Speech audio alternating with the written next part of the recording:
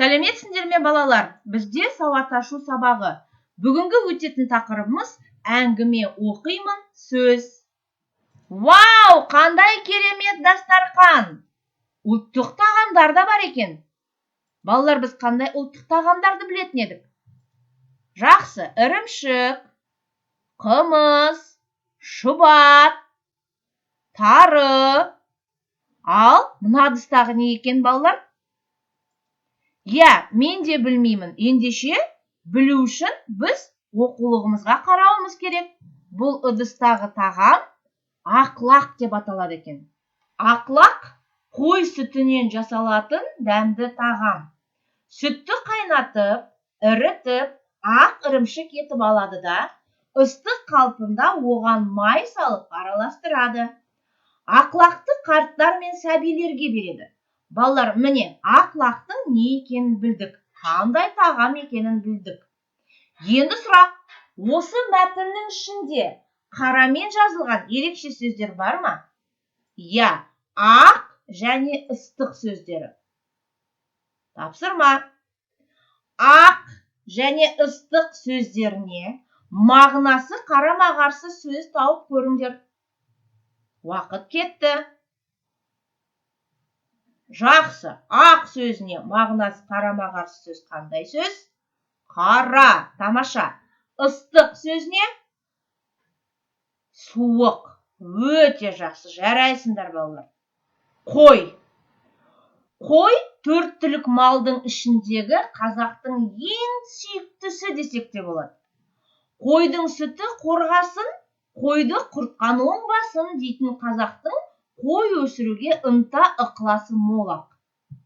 Өзі майда, өсімтал, момақан, тез ет алып, қонақ кәдеге жарап отыратын, сүті майлы әрі жұғымды қой малын ата-бабамыз ерекше қастерлеген. Мал өсірсең, қой өсір, өнім оның көлге өсір. Халқымыз ежелден шопан ата түлігін ерекше әспеттейді. Соған орай қой жылы құт береке әкеледі деп ырымдайды. Шынында да тарихқа көз салсақ, қой жылы жерімізде миллиард пұттан астам астық өндірілген. Қой жылы Қазақстан тәуелсіздік алды. Қой малының қоңыр мінезі бейбітшілік, тұрақтылық белгісі. Айналып келгенде бәрінің де тілегі сол. Оқулығымыздағы екінші жаттығуды орындайық. Көркем жаз. Балалар, ақлақ қой сүтінен жасалатын дәмді тағам деген сөйлемді дәптерге қатесіз көркем жаза қойыңдар. Балалар, көкөністердің атын тауып көріңдер.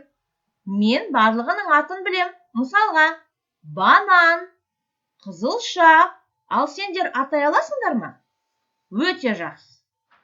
5-ші жаттығу. Сөйлемдерді өз үйшіктеріне кіргіз. Сендерде 3 үйшік көріп тұрсыңдар. Әр үйшіктің өзіне тән тыныс белгісі бар. Қараймыз. Бірінші сөйлем. Қандай тапсырыс бересіз? Қай үйшікке орналастырамыз? Тамаша. Нанды неден пісіреді? Өте жақсы. Астарыңыз дәмді болсын.